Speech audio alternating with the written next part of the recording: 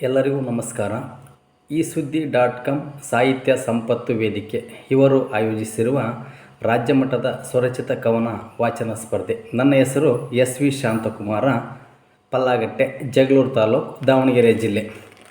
ನನ್ನ ಕವನದ ಶೀರ್ಷಿಕೆ ನನ್ನ ಪ್ರೀತಿಯ ಗೆಳತಿ. ಓ ನನ್ನ ಪ್ರೀತಿಯ ಗೆಳತಿಯೇ, ಕಂಡರೂ ಕಾಣದಂತೆ ಏಕೆ ತಿರುಗಿ ನೋಡುತ್ತೀಯೆ?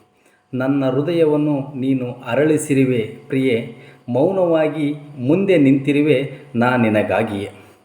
ನನಗೆ ಹುಚ್ಚು ಹಿಡಿಸಿದ ಆ ನಿನ್ನ ನೋಟವು, ನಿನ್ನ ನೋಡಲು ನನ್ನ ಮನಕ್ಕೆ ಕಾತುರವು. ನಿನ್ನನ್ನು ಮುದ್ದಿಸಬೇಕೆಂಬ ನನ್ನ ಆತುರವು, ಹಿತವಿಲ್ಲವೇ ನನ್ನ ಸನಿಹವು. ನನ್ನ ಹೃದಯದಲ್ಲಿ ಅರಳಿದ ಹೂವು ನೀನು, ನಿನ್ನ ಜೀವಕ್ಕೆ ಉಸಿರಾಗಿರುವೆ ಎಂದು ನಾನು. ನನ್ನ ಕನಸಲ್ಲಿ ಸದಾ ಕಾಡುತ್ತಿರುವ ಬೊಂಬೆ ನೀನು, ನಿನ್ನ ಮನದ ಎಂದೂ ನೋಯಿಸೆನು ನಾನು. ನೀನು ಚಿತ್ರವಾದರೆ ನಾನು ಬಣ್ಣವಾಗುವೆ, ನೀನು ಶ್ರೀಗಂಧವಾದರೆ ಪರಿಮಳ ನಾನಾಗುವೆ.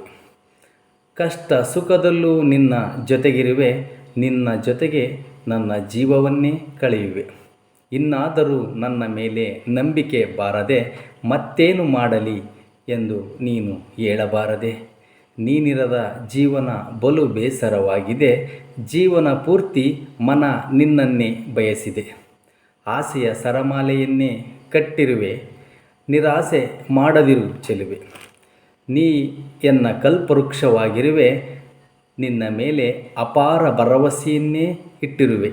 ಧನ್ಯವಾದಗಳು.